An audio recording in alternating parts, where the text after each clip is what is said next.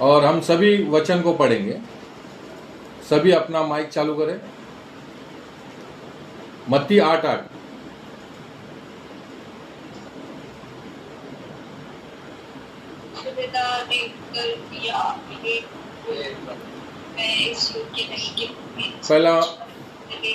पहला मैं पढ़ता हूँ, फिर आप सभी एक एक।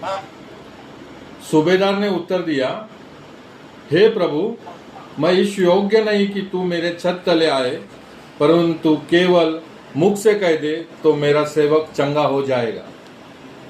आमीन। अभी इस हाँ यस यस। सूबेदार ने उत्तर दिया, मेरा योग्य नहीं कि तू मेरी छत ले आए, परंतु केवल मुख से कह दे तो मेरा सेवक चंगा हो जाएगा। यस, आमीन आमीन आमीन। प्रभु आज इस वचन के द्वारा बातें करेंगे। आइए हम प्रभु के वचन को फिर एक बार मैं पढ़ के उसके बाद में उसका उच्चार करूंगा। सूबेदार ने उत्तर दिया, हे प्रभु, मैं इस योग्य नहीं कि तू मेरे छत तले आए, परंतु केवल मुख से कह दे तो मेरा सेवक चंगा हो जाएगा। आमीन। ये सूबेदार ने जो प्रभु को पहचाना, क्या हम सभी पहचानते हैं? हम जानते हैं प्रभु यीशु मसीह क्या कर सकते हैं, लेकिन पहचानते हैं क्या?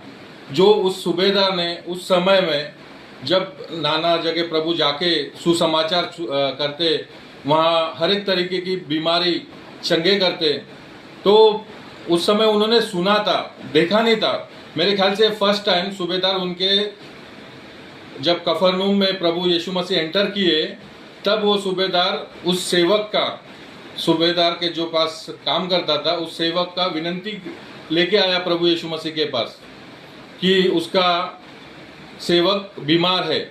उससे कहा नहीं कि प्रभु आप उसे चंगा करें, लेकिन इस वचन में कहा गया, हर समय प्रभु पूछते हैं क्या तू चाहता है, लेकिन इस कॉन्टेस्ट में प्रभु ने ऐसे पूछा नहीं, डायरेक्ट कहा मैं तेरे घर आके उसे चंगा करूंगा।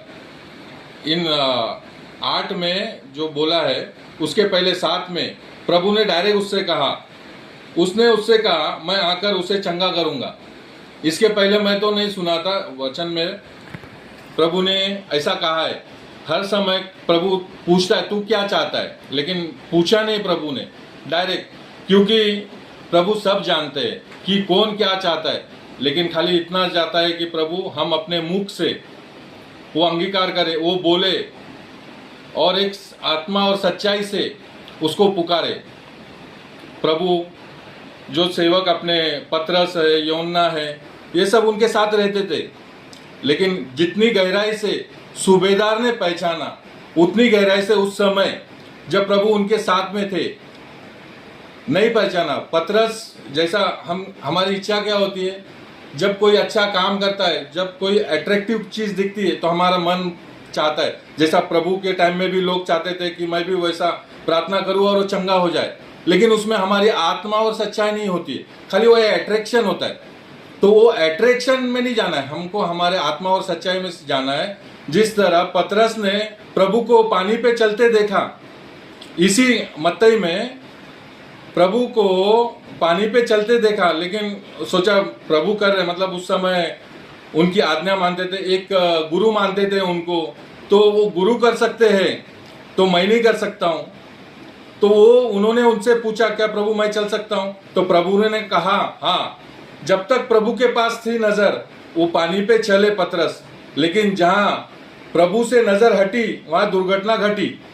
तो उसी लिए जो भी हम करेंगे, आत्मा और सच्चाई, प्रभु हमारा टास्क होना चाहिए। क्या होना चाहिए? प्रभु हमारा टास्क होना चाहिए। तो प्रभु को हम जहाँ टास्क रखते हैं तो आपके जीवन में बड़े अद्भुत फल आएंगे।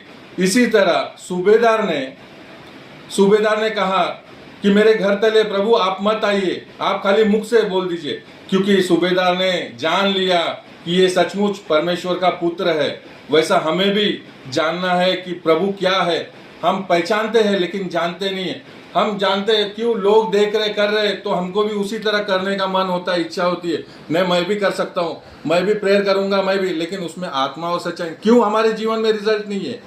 कहीं ना कम हम कम पढ़ रहे, वो आत्मा और सच्चाई में कम पढ़ रहे। यही रीज़न है कि हमारे जो आंसर फुलफिल नहीं हो रहे। तो उसीलिए जिस तरह सूबेदार का विश्वास है वो विश्वास हमारे जीवन में आना चाहिए। और एक कॉन्टेक्स्ट में ये उस स्त्री का दिया है जो लहू से बहती हुई स्त्री थी। बहुत से लोग गिरे, जिस तरह सेवक लोग ने भी कहा, प्रभु यहाँ भीड़ की भीड़ आपके आंखें पर गिरी है, हम कैसे बताए कि नहीं नहीं किसी ने मुझे छुआ है। तो प्रभु चाहता है कि जिस तरह वो स्त्री ने आत्मा और सच्चाई से चाही कि मैं उसके वस्त्र को ही छू लूंगी तो चंगे हो जाऊंगे, वो हमारे अंदर वो फीलिंग आनी चाहिए, वो आत्मा एकदम तड़प निकलना चाहिए कि प्रभु हमारे लिए कुछ करे। और वो ऐसा नहीं कि हमारा काम हो जाएगा तो प्रभु देखो देने वाला प्रभु है, हर एक चीज जानता है। ये सूबेदार के बारे में भी जानता था कि अभी प्रभु को नहीं मालूम कि क्या चीज वो प्रभु है। जब सदुकी और फरीसी कलीसिया में आके प्रभु के लिए बातें करते थे, मन में सोचते थे, बोलते नहीं थे, तो भी पहचानते थे कि इन्होंने क्या बोला है। तो क्या प्रभु इसके बारे में नहीं जानते थे? जानते थे, लेकिन जब तक हम अपने मुख से वो आत्मा और सच्चाई दिखाएंगे नहीं तब तक हमारे जीवन में कार्य नहीं होगा। इसीलिए उसने कहा, मैं 7वें वचन में उसने उससे कहा मैं आकर उसे चंगा करूंगा। फिर भी सूबेदार ने नहीं बोला, नहीं सर, नहीं परमेश्वर आप नहीं आ सकते, खाली आप मुख से बोल दो, क्योंकि वो जानता था कि ये प्रभु परमेश्वर कुछ एक मुख से बोलेंगे तो भी मेरा सेवक चंगा हो जाएगा। तो वो पहचान, हमें पहचान आनी चाहिए कि प्रभु क्या है। हम बाइबल तो पढ़ रहे, रात दिन पढ़ रहे, लेकिन वो हमारी आत्मा और सच्चाई कहीं ना कहीं कम पड़ रही है। तो प्रभु से हमें यही प्रार्थना करना है कि प्रभु जिस तरह आपने सूबेदार के जीवन में वो आत्मा और सच्चाई दी थी वो हमारे जीवन में भी आने पाए। जिस तरह वो दानियल के जीवन में वो आत्मा और सच्चाई थी, वो सिंह के मुंह से उन्हें बचाया। जिस तरह वो 3 अपने जो आग के भट्टे में डाले गए थे, शद्रक, मेशक और अबेदनगो, उनके जीवन में भी जो आत्मा और सच्चाई थी प्रभु ने उधर भी कार्य दिखाया। तो वो आत्मा और सच्चाई और वो विश्वास हमारे में अंदर आना चाहिए।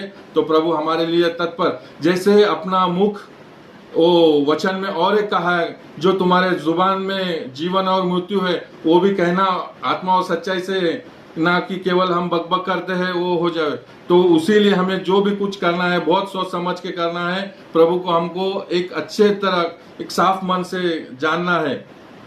मैं आशा करता हूँ कि ये 2 शब्द मेरे भाई बहनों को समझ में आया होगा। प्रभु आज के इस शब्द के द्वारा सभी के जीवनों में कार्य हो। आमीन।